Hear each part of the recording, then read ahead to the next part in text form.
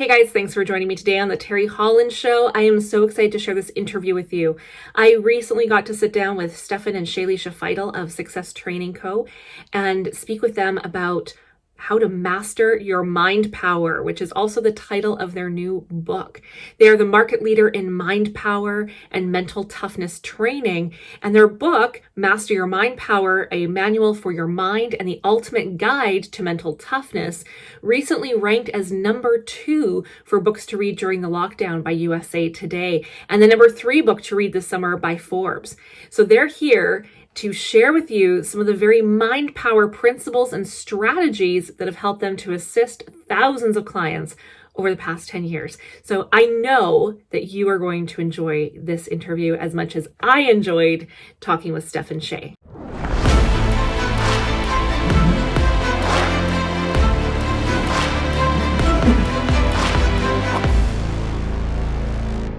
All right, welcome, Steph and Shay. Thank you so much for joining me today. I'm very excited to have you here, and welcome to the Terry Holland Show. Thanks so much for having us. It's great to be here. Thank you for having us. Very honored. Appreciate you having us. Oh, thank you. So first of all, I'm very excited about your book. I've been reading it, and my paperback version comes tomorrow. So I can't wait to have the in my hands for real. Yes. So much. It's Master Your Mind Power, and I'm loving it so far. Cool. So congratulations on that. And Thank you. And I really want to talk about sort of what's going on in the world and how people can harness their mind power, which is what you two are of course the experts in. So this is perfect to have you on. So in these difficult times that we find ourselves in, how do you help people who feel like they just can't get a hold of their fear, and there's so much going on, they're overwhelmed with fear? How do you help those people? My goodness. Well, a lot of people have fears these days, and I think what's important first and foremost is to recognize what's the fear from, right? And a lot of people, they don't think about this. They just lump all fear into fear, and they don't really think about it and slow down the process to think, what is this fear actually from? And, first and foremost, it's, there's some news sources that are out there and news channels and circuits that are out there that they love utilizing fear for ratings. It is what it is. It happens. And so I think it's important for an individual to ask themselves first, is this my fear? Or is it something else or someone else's fear that I picked up on, I adopted, or I learned, or something? I think first and foremost, this is what we're telling all of our clients and anyone out there, and including all the listeners here, is recognize what's the fear from. Is it self, or is it something external? And if it's something external, you might do like an audit of where am I spending my time? Yeah. Listen, we check out news, we check out social media, but you also have to figure out what channels are you attuning yourself to? And is there a lot of fear there or not?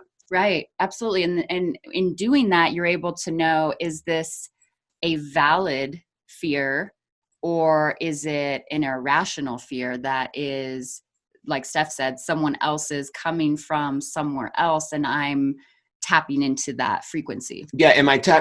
I got to say this. Sorry, this is not politically correct, but I'm going to say it.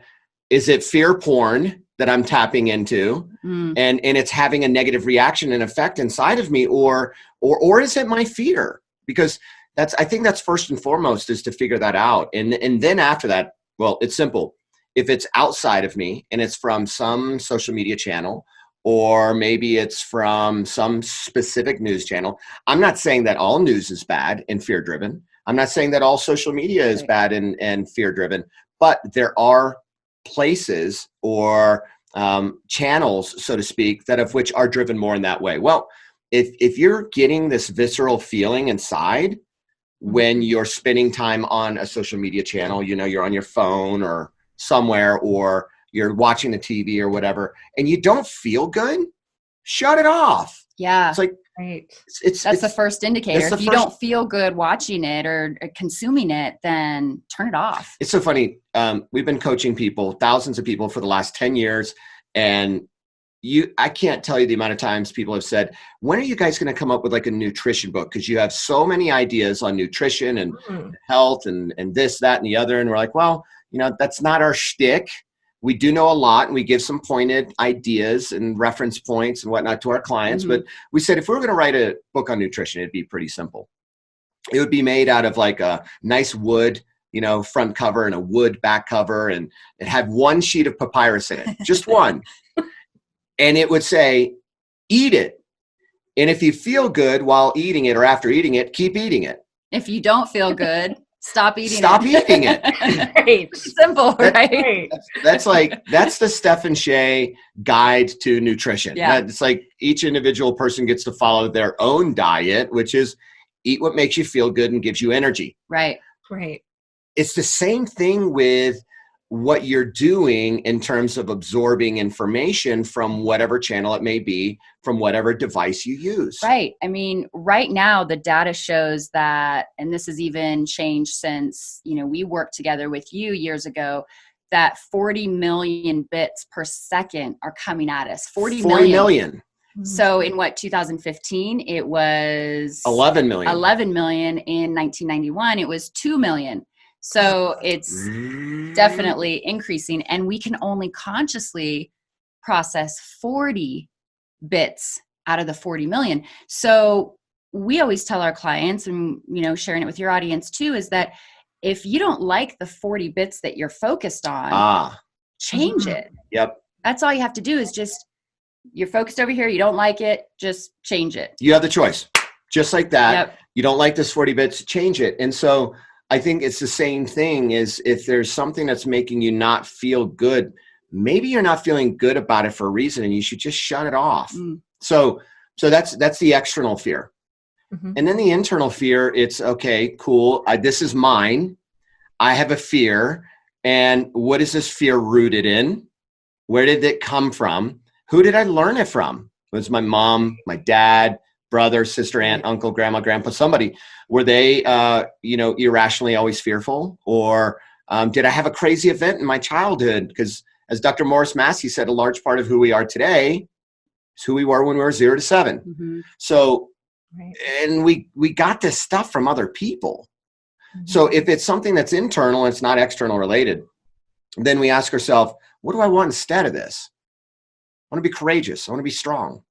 I want to be confident. So, I think it's about identifying the fear. Number one, is it internal or external? And then two, taking action and doing something different about it. If it's external, just shut those channels off. Internal, decide how you want to feel instead. And number three, be courageous, be confident. Nice. I love that. Yeah. So mental toughness. You two talk a lot about mental toughness, and we hear that phrase a lot, but what does that really mean? Can you explain that for us? Yeah. Good question. We often get asked this a lot, because people have a thinking that it means to be rigid, right? Or, just like stone. Well, to us, mental toughness means really the ability to just have unwavering strength and emotional and mental resilience to get through anything, no matter what's going on in life, in your business, in the world, in the economy, the politics, right? Global pandemic, right? I mean, it's really that ability to navigate and to get through the ups and downs and do it smoothly and easily and resiliently. Yeah. It's like, here's an example. We have a client, he's a business owner on the East Coast. He owns his own real estate firm. It's a Keller Williams Market Center. It's one of the most successful market centers for Keller Williams, big named agency, of course. And one of the top performing ones in all of North America. And I remember asking him, he's been a client of ours, literally on and off for about 10 years. Yeah. And I asked him in March, after everything started happening with coronavirus and COVID-19, I was like, hey, so how's your thinking? And he says, well, what they say is that the market is down by 30% right now. Yeah, the local market is down by 30%. Right. And he said, and the way I look at it is there's still 70% up for grabs. There's still 70% ripe for the taking. Yeah. And he says, so what I'm going to do is dive away from the 30% that's down and dive into what's left over. And he says, so that's what I'm up to. And immediately I remember, and I was like, that's mental toughness.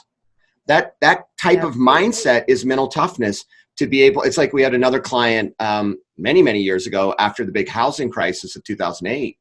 And he was in real estate. And we said, how's business? And we were like testing him and his mental toughness. How's business considering the economy?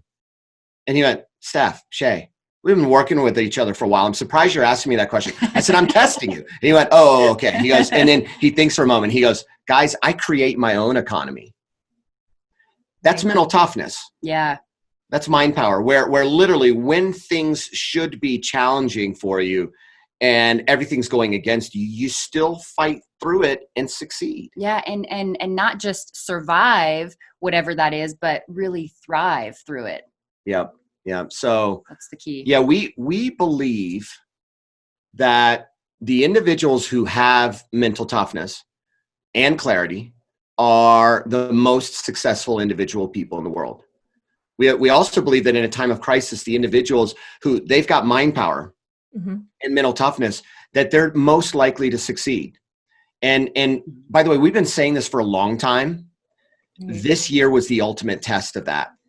This philosophical belief we have that we know in our bones to be true. Like somebody could torture us and say, do you believe anything else? And I'm going to be like, no.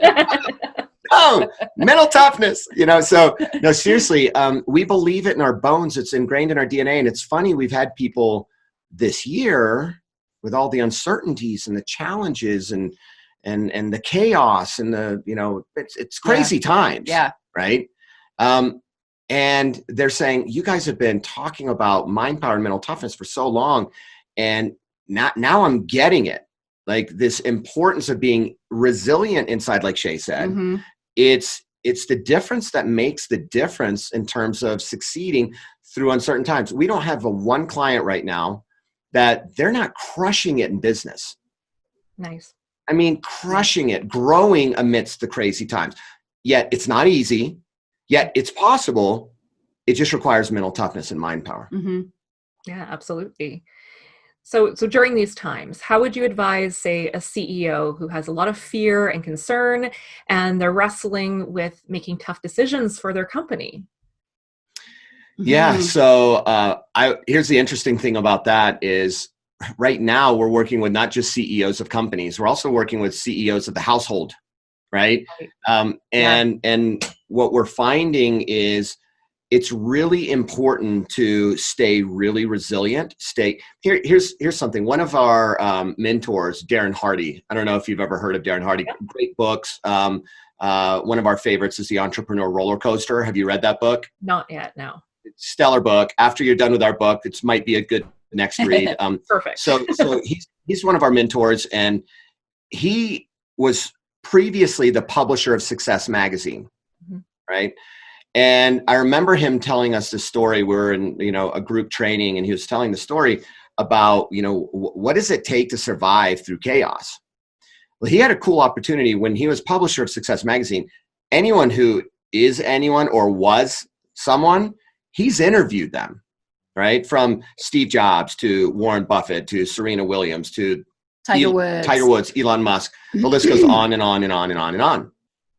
He had an opportunity to ask him not only questions about success hacks and whatnot and keys to success, but he also would ask them, the ones that were in business that had made it through multiple recessions or economic downturns, what was required in order to succeed through those tough times.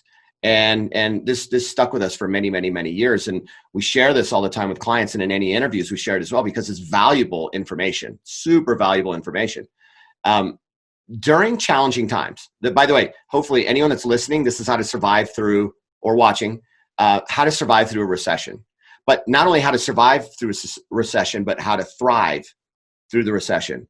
And no, we're not going down the whole, beaten path of when there's, this drives me nuts when I hear it, because there's an ecology problem I have internally about this. When there's blood on the streets, it's a good time to make money. We've all heard that before.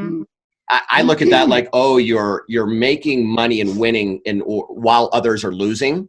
Yeah. We have a philosophical problem with that. This is about a internal empowerment, which is super, super, super important. So there's three things. Number one, you have to protect your mental faculty and feed your mental faculty. By the way, this is what everyone said that were multimillionaires or billionaires, that on how they got through recessions or pulled out of recession or made it through recessions. Now, you remember the late Jim Rohn, right? Yep. One of my favorite quotes from Jim Rohn is, you have to stand guard at the gate of your mind.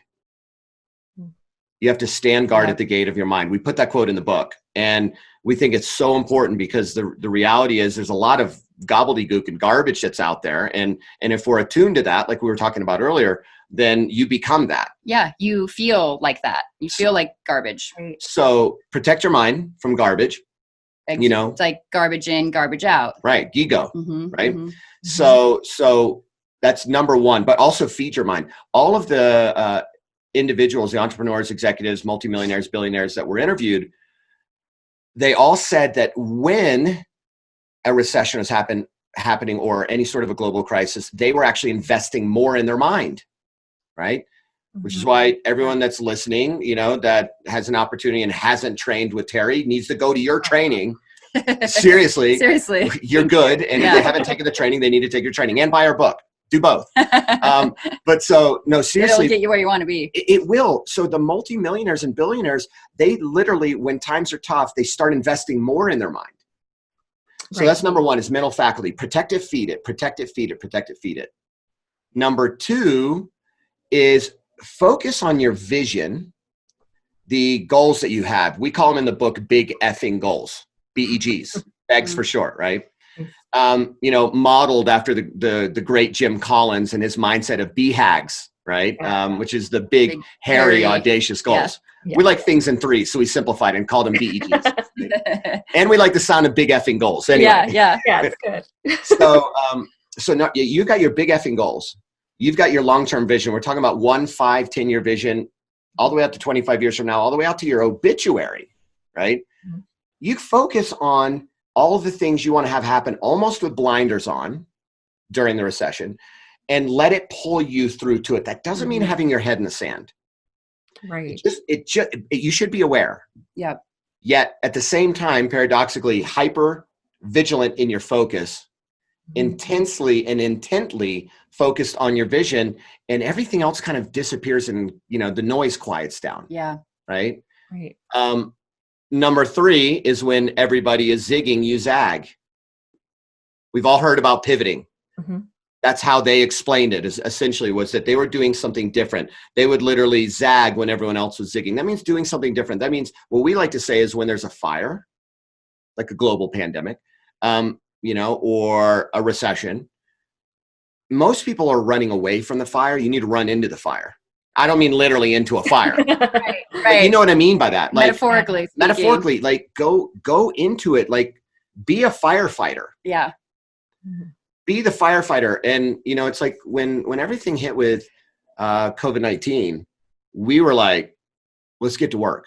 We worked. Not that we weren't. Harder. We put more energy into our work. We put more time. We put the pedal to the metal even more so. And that's the time frame when we were writing our book. Originally, we were going to launch it later. Maybe August. Yeah. If we're lucky. Yeah. Yeah. And we were kind of just fitting it around things here and there. And then when everything COVID happened, we went, okay, we got to work on this now. We got to get this out now because the world needs it.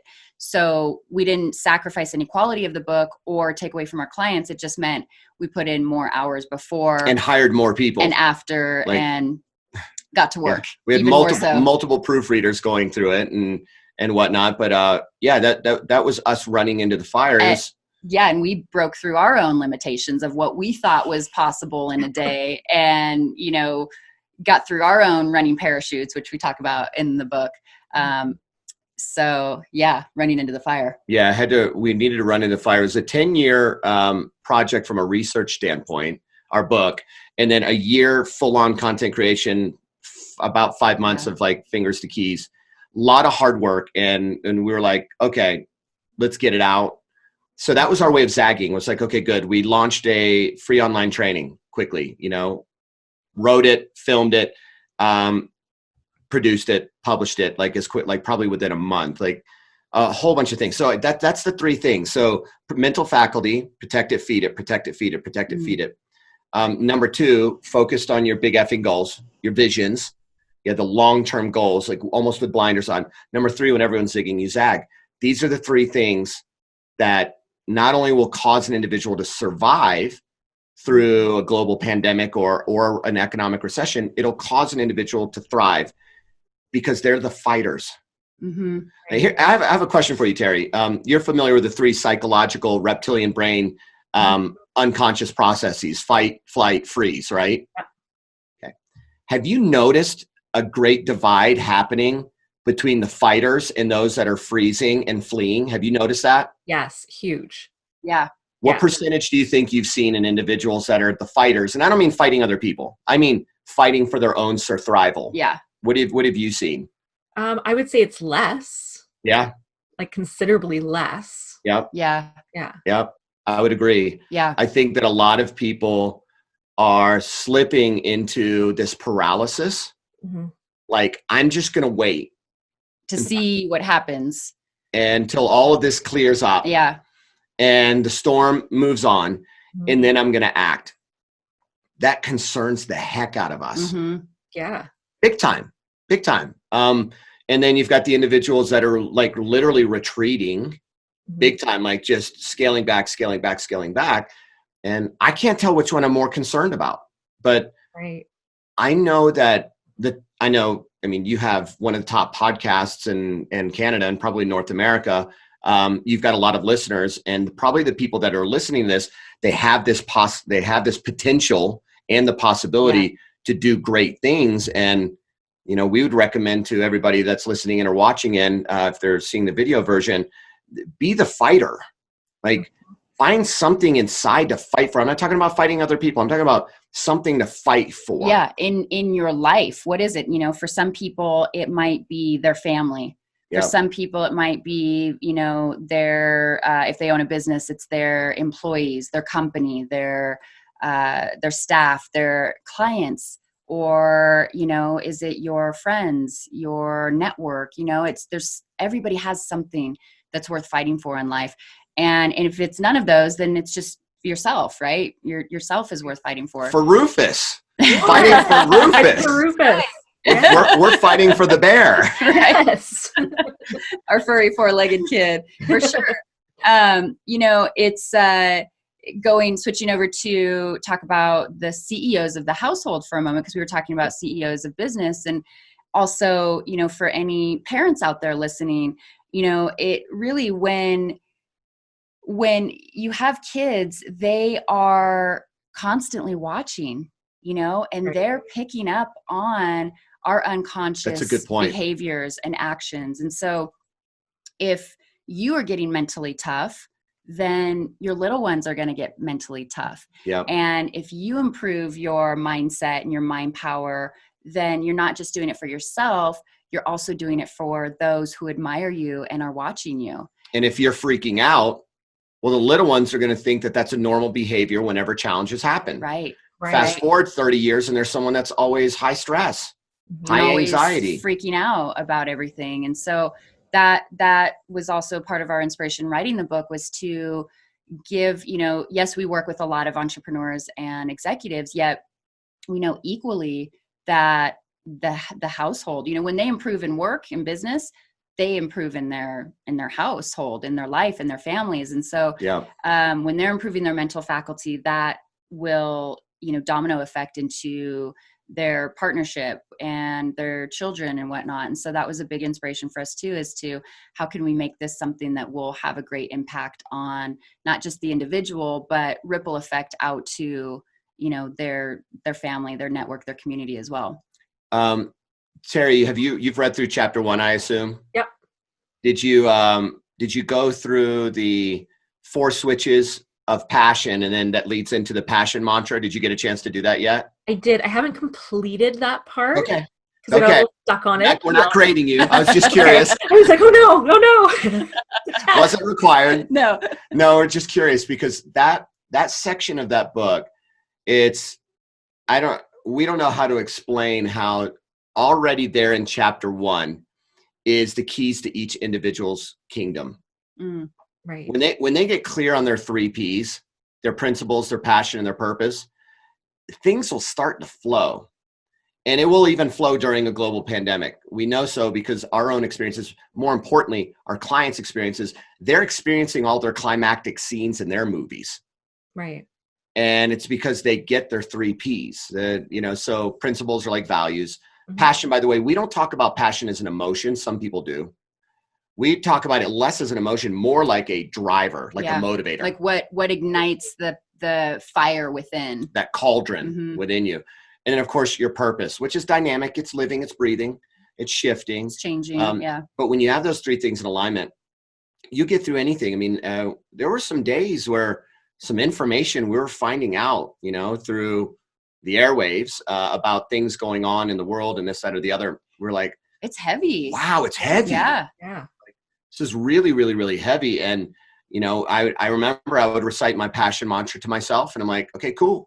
And I'm, the switches, we talk a lot about that in the book, which is it doesn't require just one type of switch, which most people know as being like the find your why. That's important for purpose, but not necessarily for passion, unless it is for the individual.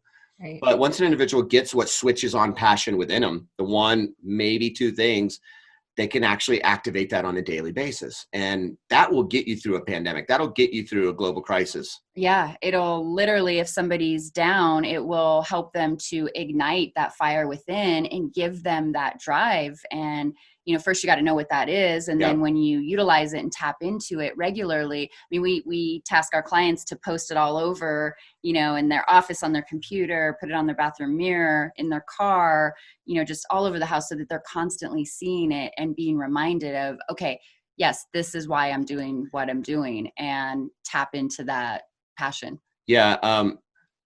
You've been in the development world for a while. We've been in the development world for a while. We started looking around, realizing that there's some, and I'm not saying it's nefarious, but I think it's reckless views to things that have to do with passion. 2 things that we saw. One was, I think people misconstrued and got confused around the find your why movement, which we 100% agree with. I think everyone needs to find their why, but that's your purpose. That's more your purpose. It doesn't have to be your passion. Working with thousands of clients, we've had so many clients that when we talk to them about their passion, why didn't connect for them, right? And so you've got individuals out there going, I'm supposed to have a big why for my passion, and it doesn't compute for them, so then the passion doesn't ignite within them. Here's the other one of our favorites. Some big gurus out there that will remain nameless, that'll bring people up on the stage and say, are you 100% passionate about what you do? And if they say no, they say, pick up the phone and call your boss right now and quit. You've seen this before or heard about this before, right? Yeah. Now, we've seen that fail more people than it helped them, and they were flat on their face, broke, and next thing you know, they're jobless and struggling, right? It's the reality is we don't have to be 100% passionate about what we do, right? It's funny. So Oprah Winfrey was interviewed, and when asked if she enjoyed everything about what she did, she was like, 95% of what I do, I can't stand. Yeah. Yeah. She goes, but I'm doing it for other people. I'm doing it for her. She is a who and a why person. She's like, I'm doing it to help the planet. Like that was like a, driver for her, but what wasn't? Like, it wasn't a big driver for her. Only 5% of what she did was she actually passionate about. So can you imagine if Oprah would have quit based on what? Like, are you kidding me? Like, so what people are the type of people where they're like, they love everything about what they do. We had a client who is a car dealer owner, luxury car dealership owner. He loves every single aspect of it. I mean, to the point, like cleaning the cars, to doing the financing paperwork, to buying cars, to sell them, to communicating with the client. Loves all of it. Yeah. Wow. All of it. He's a what switch person. A why switch person is like that individual that they are doing it for a greater cause. but that doesn't have to be you. But if it is, it's fine. Then there's the how person. They do it with precision. They want to be excellent. They want to be the best in their trade and better than anyone else. It's like our past landscaper when we used to live in Las Vegas, who would turn a bush into a globe. You know, just like a perfect sphere. Yeah. And that shaggy bush over there that just looked like crazy, he'd turn it into a perfect like rectangular cube. Like that's a how person, right? Precision, excellence. They want to be the best. And then who people is you get up out of bed in the morning and you do it for someone else. Yeah. Your team, your clients, your customers, your family. That's all who you do it for. And the good news is you don't need multiple switches. You just need one. To really ignite that passion, right? Cauldron within. That's quote unquote from Darren Hardy. Yeah. You don't need all switches. You just need one. And that's been a game changer for a lot of our clients when they realize, oh crap. Okay, I can find out which of those is me, and then almost like a switch, just turn it on. Yeah. And boom, it turns them on. Yeah. So I didn't know if you had gotten through that section of the book yet. Did you come to an idea of what is probably your main switch? Yeah, I think I'm more how. I'm not surprised. No? I'm not surprised. Yeah. No, just because it shows in the work you do. It shows in the work you do. That it's all about the process and being the best at what you do, and it's very how centric. We're both. We're how who intertwined. Oh, cool. Yeah. So I'm predominantly how with a little who. She's predominantly who with a little how. But yeah, no, it takes one to know one, right? But then on top of it, I mean, you look at your engagement with all of your listeners, also with your clients and with your students, it's polished, it's professional. Yeah. And that's a telltale sign usually of a how person. By the way, congratulations on being one of the top NLP coaches. Yeah. That was pretty Yes. That was an awesome feature. So congratulations. Yeah. Not surprised, by the way. And that shows how. That shows how. Totally. Well, I had amazing trainers, so must have been this one.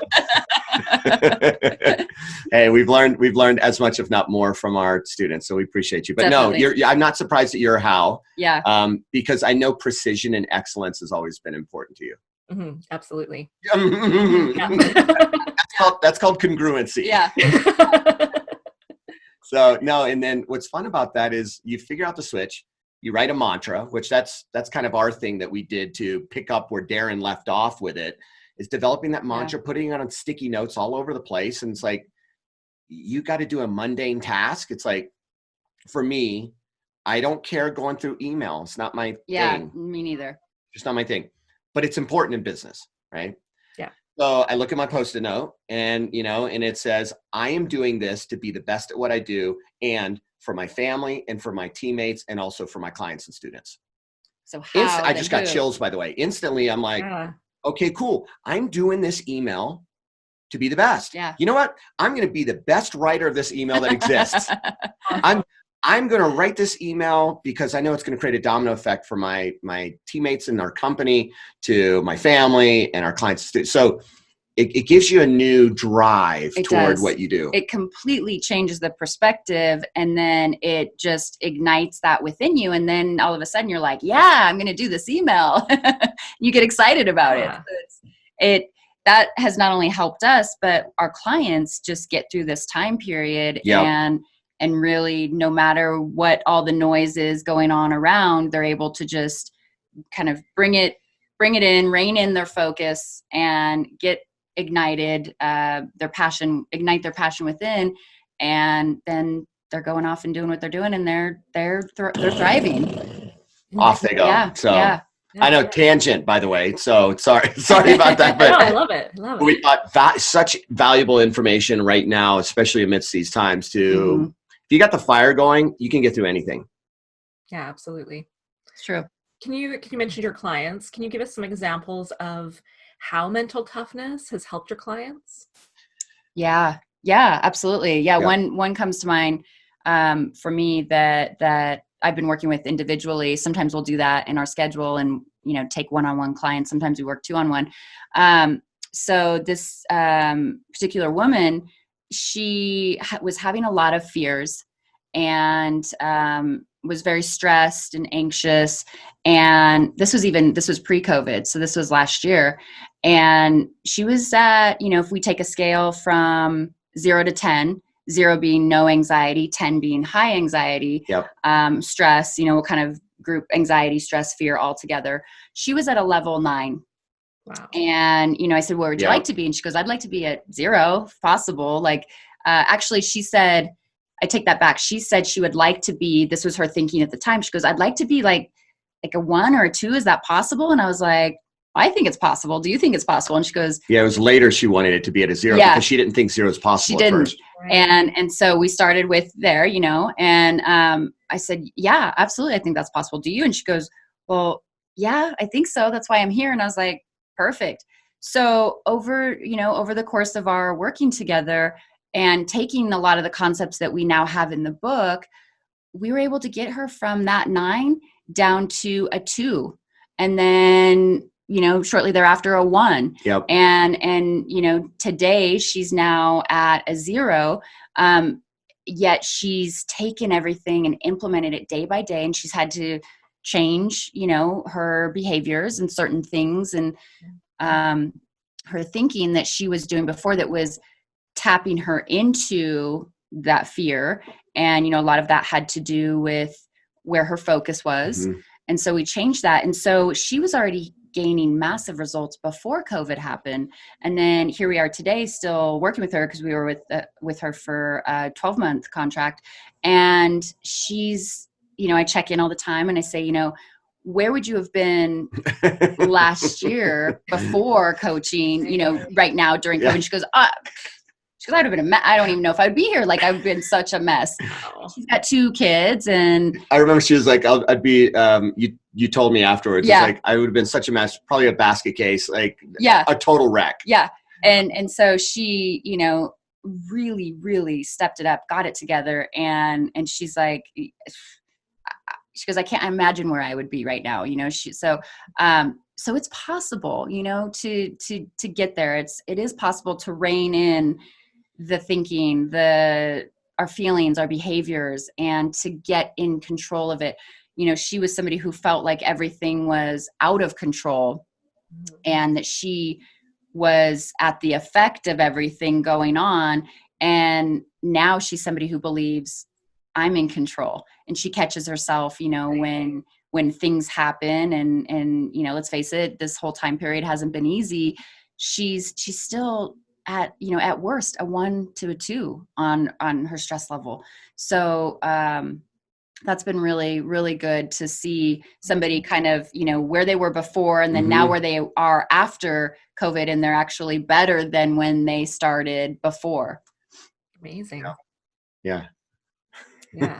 Fun stuff. Yeah. Yeah. It's amazing. So can you offer some tips for routine? Because I know that, one of the things that's helped me get through this is having a really solid routine every day. And I know that helps people. So do you have some tips that you would recommend for getting back into a daily routine? Yeah, I think first and foremost is I think everybody should have a morning routine of some sort. Mm-hmm. I think that's really, really important. There's, only 2 times of the day that you have total control over, 100% control over, right when you wake up. And right before you go to bed. Yep. And so everything else in between is like just the smorgasbord, right? It's just a mixed salad. I mean, you never know what you're going to get. Even whenever you are hyper planned, scheduled, prepared or whatever, things still happen, right? But right when you wake up, you have control over. Right before you go to bed, you can control that as well. So we always recommend, having a good morning routine. The morning routine that we do is a 3x3 method. It's adapted from what, success guru and motivational guru Tony Robbins does, which is a nice priming of the mind, which it's broken down into 3 parts: breathing, gratitude, and goals, right?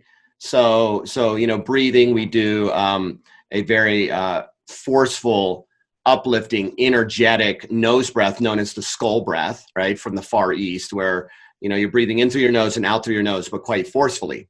right? So let me go down like this. So it's if you're sitting, we do this right when we wake up. We wake up and we will, grab whatever we're drinking that day. Whoever, if you're drinking a tea, coffee, your juice, your water, whatever, we always start the day and drink a whole bunch of water. And then depending if it's weekend or if it's in the midweek or if it's in the weekend, is whether we'll do coffee or whether we'll do some sort of like a vitamin drink that we do. So during the week we do a vitamin drink. Weekend we do coffee. So the breath, the skull breath, and I'm going to have to explain it for the individuals that are listening, for the ones that aren't going to be able to see the video. You like reach up your arms like up in the air, like way up like this. And then that's whenever you're breathing in. And then whenever you're, hi Rufus, is that Rufus? That is Rufus. Rufus feels some energy brewing in here. He's like, I want in. Totally.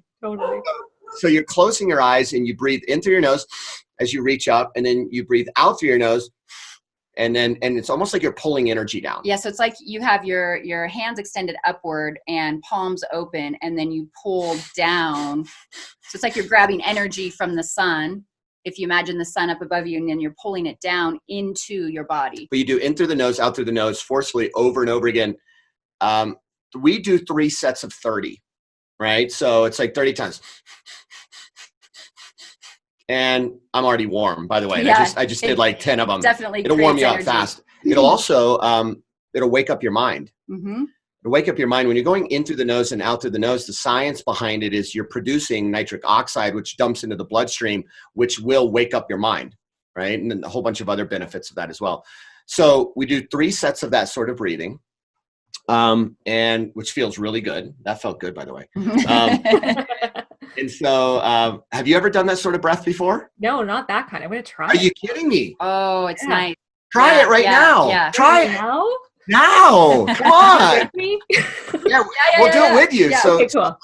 in through the nose as you reach up as high as you can, and then out through the nose, and then go down. Yep. But then you do it in sequence over and over again. So let's do it together.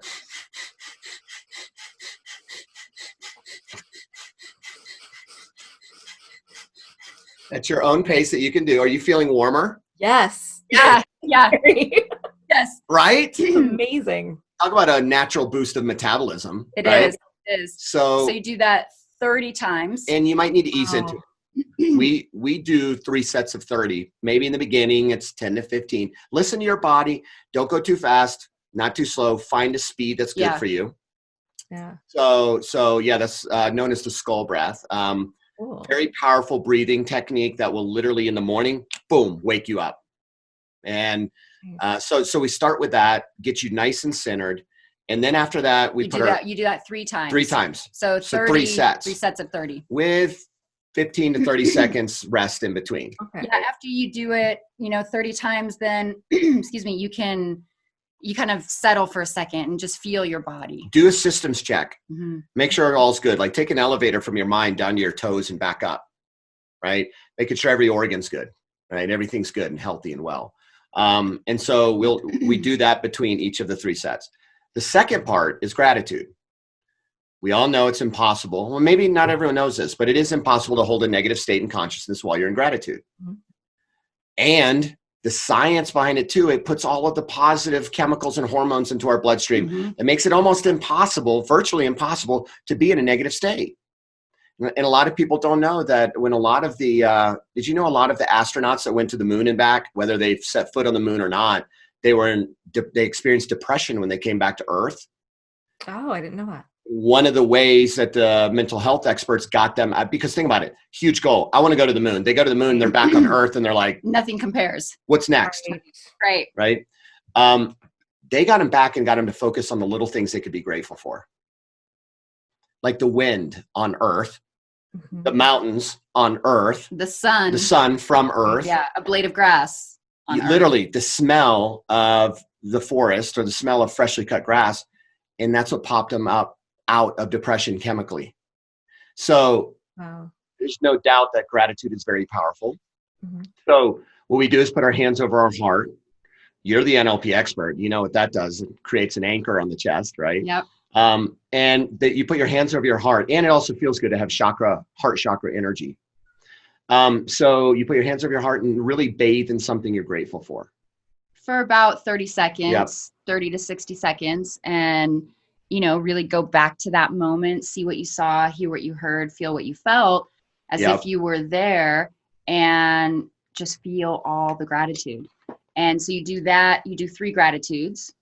So that takes anywhere, a couple minutes, maybe, if you do it for No more than 3 minutes. Yeah. That's why we call it the 3x3 method. It shouldn't take more than 9 minutes. Total. Nice. Yeah. I mean, if The you don't whole have thing. 9 minutes in the morning, seriously, get a life. Yeah. Come on, for real. Yeah.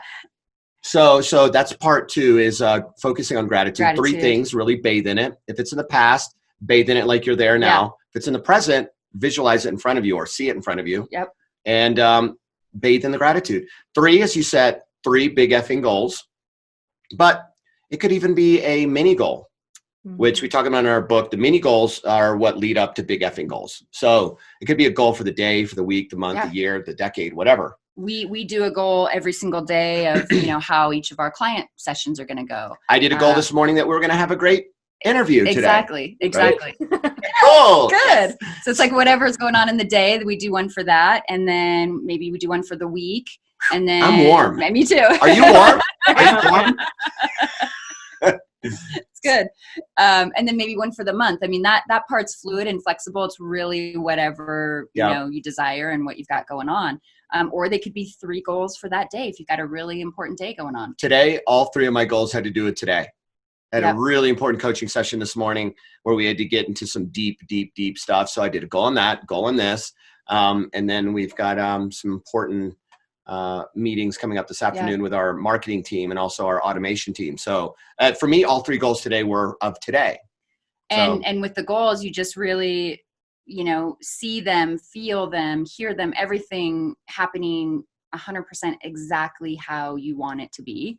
And any listeners that want any guidance on that, they can obviously pick up some tips in our book and attend Terry's next training because she's the master of visualization. You've got some great tips for him on that part. But that's our 3x3 method in the morning. There is not a morning where we don't do that. And the reality is it doesn't have to take 9 minutes. If I'm really in a rush, we got to catch a flight, we haven't done that in a while, but we did in February and we had to wake up like 4:00 in the morning. I went through it a little more expeditiously. Got it done in like 3 or 4 minutes. That's not what I like to do. Because that's kind of like ticking the box. But if you have to, it still works. It still wakes up the mind. Yeah. It still works. And yet there's some days where if I've got, more time, then I might extend it out a little bit. Maybe I spend a little extra time in the gratitudes or with the goal setting. But still, 15 minutes is plenty. Really. Yeah. Oh, for sure. Yeah. For sure. I'd say 9 minutes is an average. You could do it as short as 3 to 4 and 15 minutes. If you have time, you can bathe and stuff a little bit more. So that's how we start our day. And it's kind of like this. Have you ever painted a wall? I'm sure you have. Mm-hmm. Have you ever had to paint it and you had to put like a prime coating on it? It was first? like a bright color and you were going to like a more muted color. Sure. Or maybe it was like a dark color and you wanted to go to a lighter color. You got to prime it. Yeah. Same thing if you want to like use a weed whacker or a lawnmower.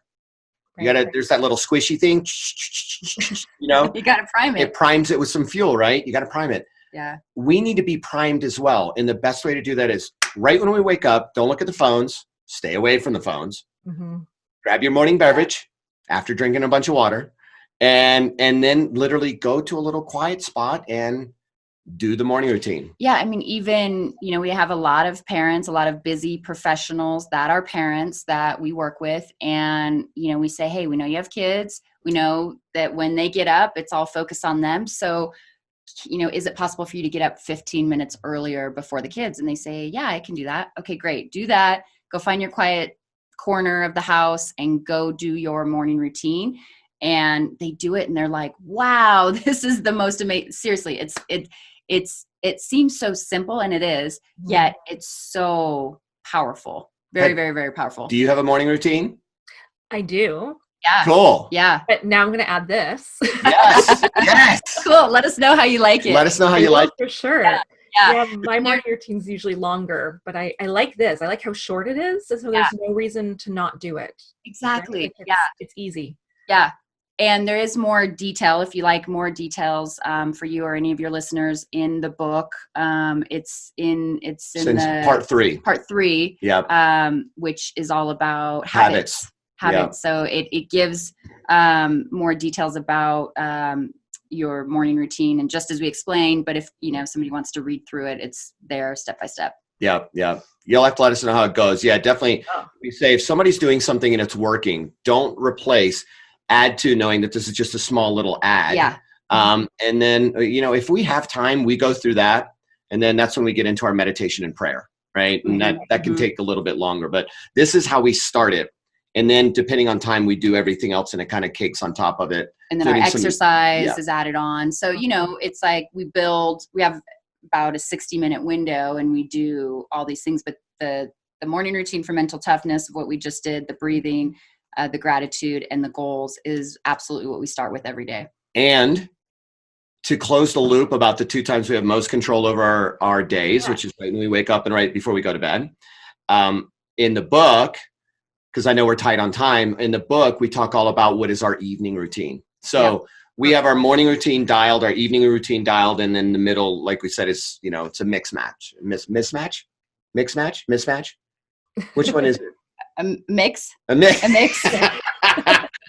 smishmash. Yeah, there you go. So, but that's super important to prime your day and then wind down your day the same way every single day. Routine is key, and we find a lot of individuals sometimes have too complex routines of a morning routine that they end up doing 3 to 5 times a week. Right. It's better to be daily consistent, have daily consistency than doing it spotty like that. It's just better for the mind. Yeah. So, absolutely. So where do they get the book? Cool. So you can go to masteryourmindpower.com. Right. It is available on Amazon. What we'll tell you is the benefit of getting it on masteryourmindpower.com is you immediately get emailed a digital PDF like you did. Yep. And so you get a digital PDF that you can immediately start reading. There are, believe it or not, still some delays via Amazon. We print with Amazon. They've put a lot of things kind of as secondary, to what was it? Medical supplies, household goods, cleaning supplies, things like that are up front and center. So there's been some delays. With the book. But if you buy it, you'll get the PDF probably in about 5 minutes or less, if it even takes that long. Yeah. And then you get, the book will come to you depending on where you are. I'm sure with Canada, there's a little bit of a delay. Yeah. A little bit of delay, but it'll come within a couple of weeks and you'll still get your PDF that you can read ahead of time. And then you'll have both. So we would recommend masteryourmindpower.com so that you can get both. Also, pricing on the book includes shipping, as you noticed, and it includes taxes. So that doesn't even matter if you're in Canada, seriously, you don't have to worry about extra, price for shipping or taxes. That's on us. We've got that all covered. Yeah. So that's what we recommend. Excellent. So I'm going to share that link in the show notes so everyone can find it nice and easily, and all of your other links of how people can connect with you and experience more of what you're doing. I personally love all your videos. I look forward to your videos every Monday. That's one of my favorite things. So Sweet. I'll share all of those below. And any final words before we close up? Oh man. The good news is that everybody has mind power within them. It's true. Everybody. Everybody is born with the potential of mind power. Yep. The question is, are you using it? The question is, have you found it? And if you have found it, are you really using it and harnessing it to create everything that you want in your life? And that's the thing. So our goal when we wrote this book was to help each individual that's reading the book to wake up to something that's already within them. Because we know it's within each individual person. It's innate. It's there. People are born with it. It's just whether or not they're accessing it. If they're not, they can do it. They can just, ignite it and turn it on. And we give how to do that in the book. Yeah. It's, it's got 3 major parts, and it's about your foundation. It's about your mental toughness, and it's about your habits, and bringing all these 3 things together. And where those converge is what equals mind power within an individual once they've mastered each one of the parts, and each respective, I would say, part of the book coincides with what we call the 3 pillars of mind power. And the 3 pillars of mind power, of course, coincides with the 3 parts of the book, which coincides with 4 chapters within each part, with a total of 12 chapters. Yeah. So hopefully you can attest. Is it a fun and gripping read? I would hope. Our goal Absolutely. is a lot of stories in there that kind of kept you interested in the book. I love the stories. Yeah. I love the stories that you share. And also I love that you give actionable steps people can take. So it's not just a bunch of theory, they can apply it, and they can apply it right away. Thanks for the feedback. Yeah, that was our goal. That was our goal. So good. Yeah. We accomplished that. Thanks so much. Thanks so much for having us. Yes, thank you. And for your support. And we're super, super excited. We have a huge goal. We have a goal to sell 1 million copies within a couple of years, which is a daunting big goal, and tracking good. But really, it's for the purpose, less for selling 1 million copies, more for the purpose is getting to 1 million people, which we know will domino effect to millions of people, which I think the world could use a little mind power right now. Yes. Yeah. Yes, definitely. Thank you so much for coming on today.